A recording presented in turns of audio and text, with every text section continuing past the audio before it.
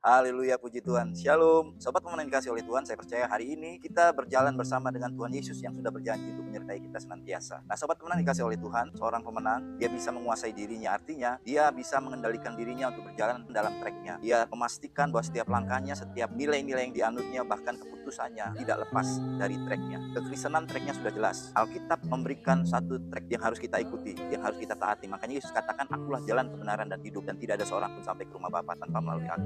Keselamatan itu nyata. Yesus menyembuhkan orang sakit, Yesus membangkitkan orang mati, bahkan Yesus yang mati bisa bangkit dan dia naik ke sorga, dan sebelum naik ke sorga, ia menyajikan tempat bagi kita di sorga. Jadi saudara yang dikasih oleh Tuhan, ikutlah Yesus sebagai satu-satunya jalan kebenaran. Nah, sobat pemenang, renungan pemenang kita hari ini tertanam untuk berbuah melalui iman. Dasar renungan dari Ibrani pasal 11 ayat 1 sampai dengan 40. Inti renungan kita hari ini, berbuah bagi Kristus hanya mungkin terjadi jika seluruh aspek hidup kita didasarkan pada iman, yaitu dasar dari segala sesuatu yang kita harapkan. Dunia memaksa kita untuk membangun hidup di atas materi yang kelihatan, namun ciptaan baru membangun di atas janji Allah yang tidak terlihat. Hidup yang berbuah berarti memiliki keberanian untuk melangkah keluar dari zona nyaman demi amanat agung. Karena kita tahu bahwa upah kita ada di sorga. Imanlah yang memampukan kita untuk tetap setia melayani meskipun belum melihat hasil secara kasat mata, karena pusat hidup kita adalah Kristus. Nah, sobat pemenang, seperti biasa ada 3 pertanyaan penting yang perlu kita pertanyakan untuk kita memperdalam renungan kita hari ini. Pertanyaan pertama, apakah keputusan besar dalam hidup kita lebih didasarkan pada rasa aman secara materi atau pada firman Tuhan? Pertanyaan yang kedua, dalam hal apa Anda merasa dipanggil untuk melangkah dengan iman di dalam pelayanan atau pekerjaan minggu ini? Dan pertanyaan yang ketiga, sudahkah orang lain melihat kehadiran Kristus melalui karakter dan perbuatan kita